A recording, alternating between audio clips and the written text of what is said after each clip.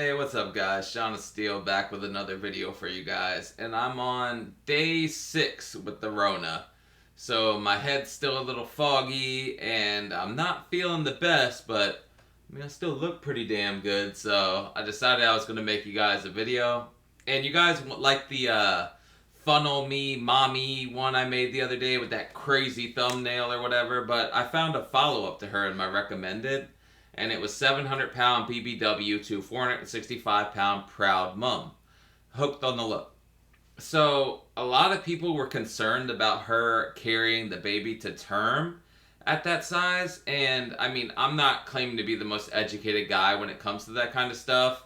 I just was hoping not to sound ignorant, and because I mean, in the comments somebody mentioned something about a rainbow baby, which I had to learn is the baby right after you have a miscarriage, and I was worried that I might offend somebody or say something, that was just out of pocket, because I do say a lot of crazy stuff, but I just don't want to sound like too crazily like uneducated, I guess is what I'm looking for here.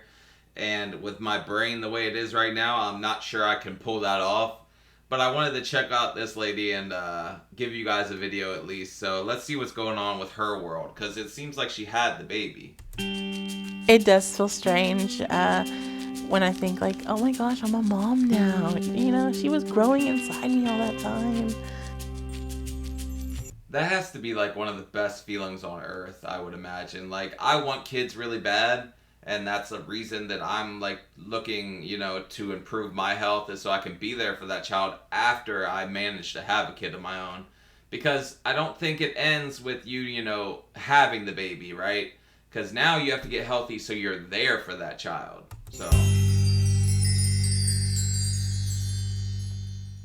It was only a year ago that Monica Riley, along with her partner Sid, wanted. That funnel is crazy. And a lot of guys are sickos out here, right? Because I know that there's some guy right now thinking about, like, the things I would stick in that lady's belly button, and they're just going friggin', like, hog wild with their thoughts. Because guys, we're disgusting. Like, you give us a box of crowns, we'll find a way to have sex with it. So I guarantee there's some guys out there that just are totally into this, and, like, this is their kink. To become the fattest woman in the world, and in the process, become immobile. What attracts me to being immobile is you get to be like a queen. You guys want to know something funny? When I was younger, like, I think I had learned, I had to be before I was like 10 years old. I had heard somewhere that when like the olden times, the fatter you were, like the more wealthy you were considered, and like the more of a prize you were. And I was like walking around like, yeah, you know what? This is money, baby. Like, people are gonna want this. Like, if I was alive back then, man, I was just born at the wrong time. And that's how I thought when I was like a little kid, which is hilarious. But a year on, things are looking quite different for this Well, couple. that's the problem. Everything's bigger in Texas.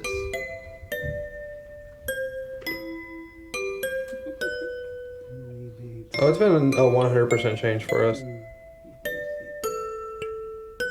Looking back, I think the reason why I did want to get, fatter, was I guess I felt like I was missing something in my life. Well, you weren't missing any meals, that's for damn sure. But yeah, I don't know what you would think you're like missing, or like what getting bigger would make you miss less. Like, I don't get that like logic, because you would think your fear of missing out would just go through the roof the second you can't leave the house, right? So I think she's like, her logic's totally flawed here. And I guess that was one of the ways to kind of fill that void. But then I, realized, I want to have a family. That's what I want to do with my life. Monica and Sid recently welcomed a new arrival into their family. Their daughter, Michelle.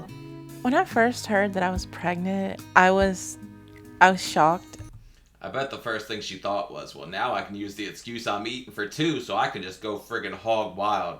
The Star Wars thing's pretty cool too, but yeah, I don't know, because as a guy, like, I can't imagine the kind of fulfillment you feel as a woman when you carry that baby for 9 months and then that child finally arrives, and it's just like this crazy kind of like, oh my god, I finally get to meet you thing, because you're carrying that child, so you're already close to them that entire time. That's something as men I just think we'll never be able to understand the feeling. even though, clearly you can be happy to be a father. Just that attachment that you women would feel, I bet that's like an amazing feeling.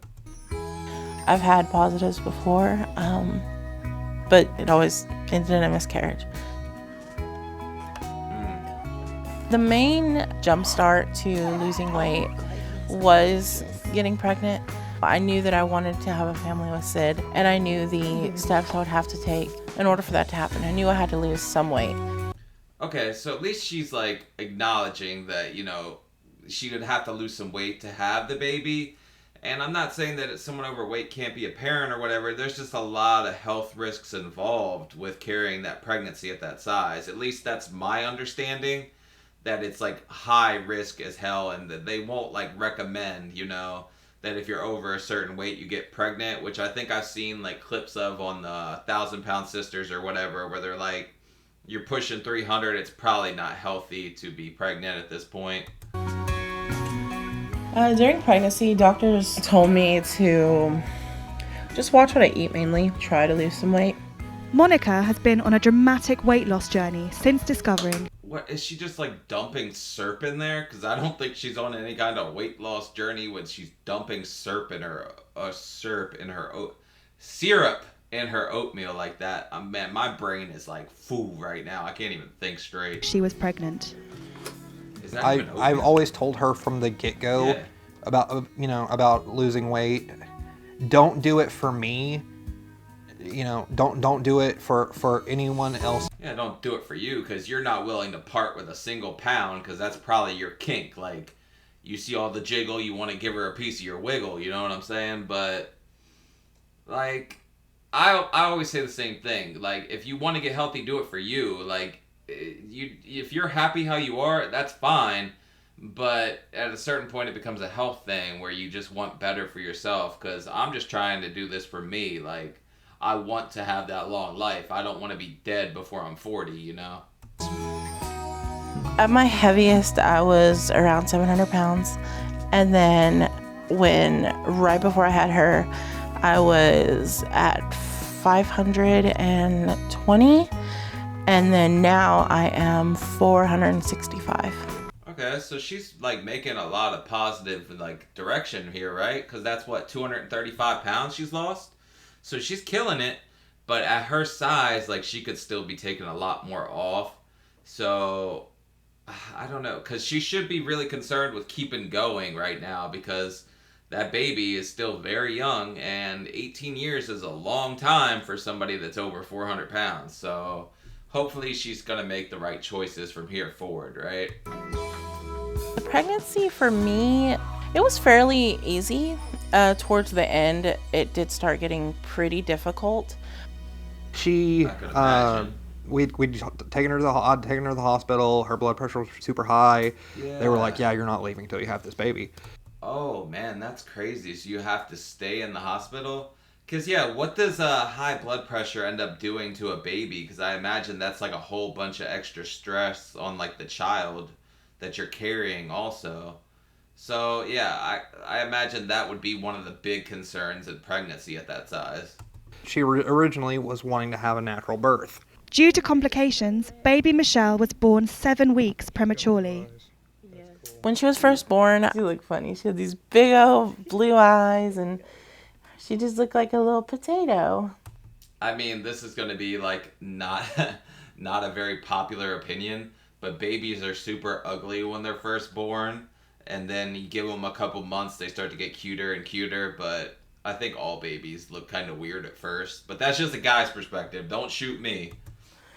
Her face was all scrunched up, and I don't know. She kind of looked like a little alien.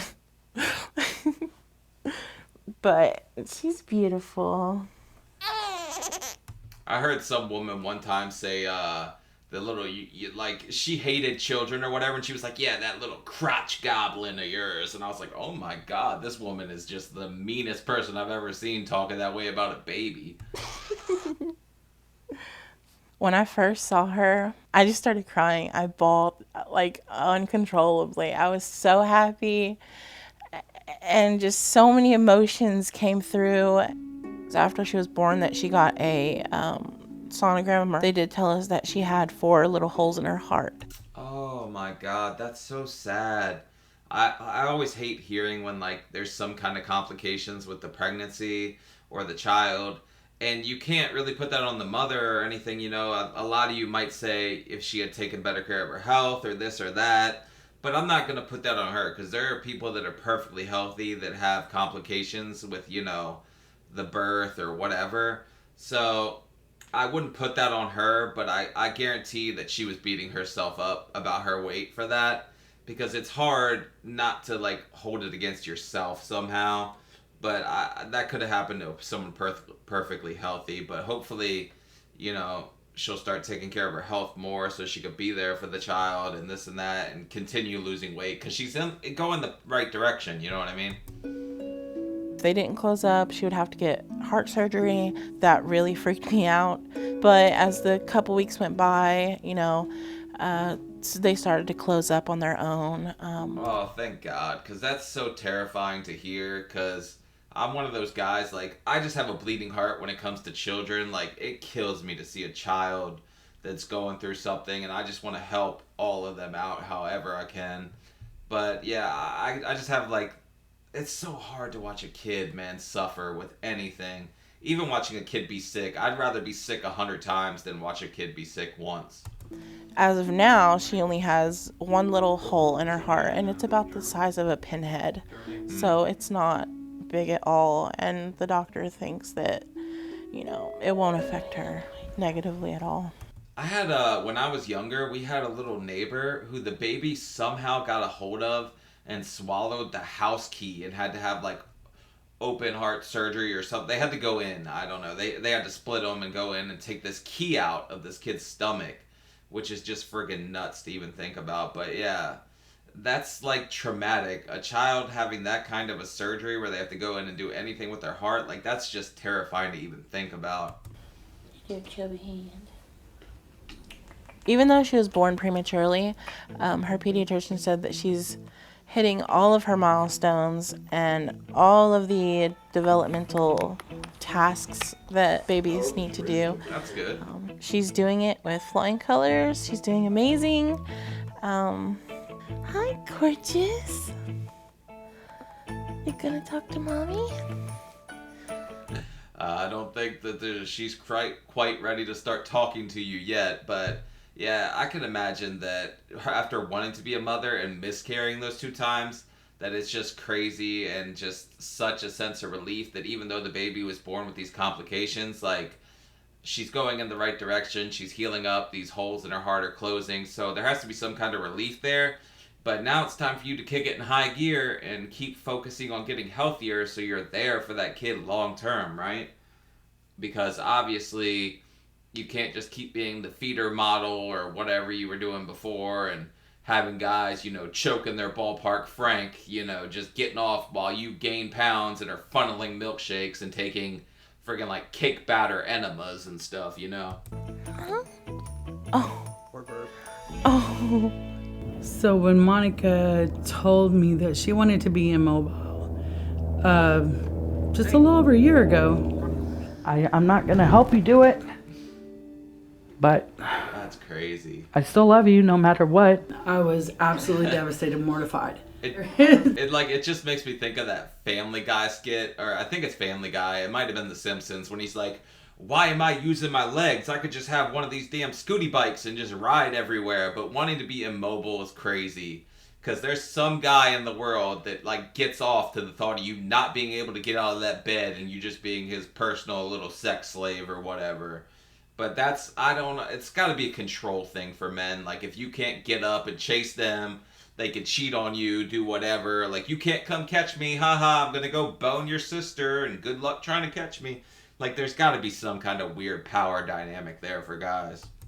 It's amazing. It's amazing. The transformation in her mindset is unbelievable. The thought of, like, being immobile now, it's not appealing, I guess. Come on. I don't know how it was appealing. When I look in back the at first place. when I was eating, like, just junk food and fast food every day. Yeah, and that's the problem, right? A lot of processed foods and stuff like that, because it's increasingly easy for us just to stop on the way home or grab some kind of fast food or stop at a buffet, like making those healthy choices. And I'm in no way saying that my diet's healthy. I just count my calories. So I still got a lot of improving I could do also. So I'm not preaching to anybody because I am still very far from my goal, 78 pounds. And plus with this COVID, like I haven't been able to do my morning weightlifting and stuff. Like that's killing me. Because I was on this like 4-month kick where I'd been doing it every day. I'd maybe taken 5 days off. And now I haven't done it since Saturday morning. So this is day 5 of me not lifting. And I just feel like my whole schedule's thrown off. I don't regret it at all. I don't think I would ever do it again. I know what it did to me, and I'm not for that lifestyle anymore. It probably filled your bank I account. think Michelle did save my life. See, a lot of people, like, you have to find your reason why. For me, I want to have one of them little crotch goblins, as I said earlier on. But I want children, right? So I had to focus on me and getting healthier. So I'm working towards a goal. Like, I think I'm doing what most guys don't do. Most guys don't hit 30 years old and decide they're going to start getting healthier. Usually when they hit 30 is when they're like, screw it. Just let themselves go. But I'm working in the other direction. Like, I'm trying to get healthy out here.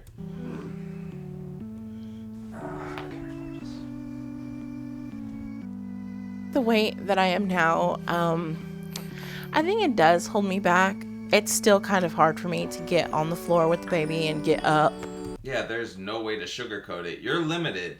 And I did have this discussion with somebody in the comments. They were like, at this point, you're choosing to be limited because it's something you can control with your diet. It's not like a physical disability that you were born with or something that happened maybe in, say, a car accident. Because you can very much so be a good mother and be physically limited. But at this point, you're choosing because you were eating for men that wanted to, get their rocks off to the thought of you not being able to get up and chase them, or the thought of you slathering friggin' Frosties on your nipples. Like, it's just friggin' wild. When I give her a bath, it is a little hard to get back up from the floor. Yeah, the floor's not your friend. It's 400 plus pounds. Yeah. There we go. Gravity don't usually do you any favors when you're that big. Let's just say that. Like, I've lost, the 277 pounds or whatever I've lost.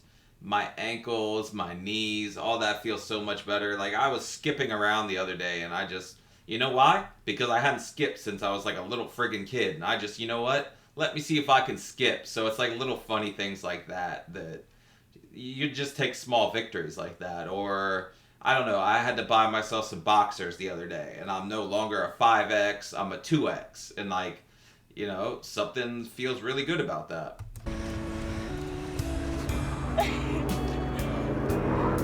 Walking around with her, it's still kind of difficult to walk long distances. Yeah. Michelle played a huge part in me losing weight and still continuing to lose weight.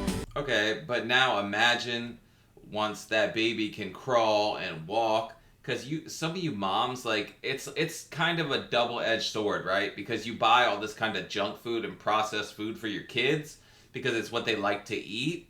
But then also, you're like chasing them around and you're way more active, so it keeps you more active, but then you're eating junk. So it's like, you have to find this healthy dynamic that works for both of you. It works for you as a mother, and, it works for you teaching them healthy habits too. So it's kind of this weird dynamic that I haven't had to figure out yet, but I'm sure I will, when I have to cross that bridge with my own children.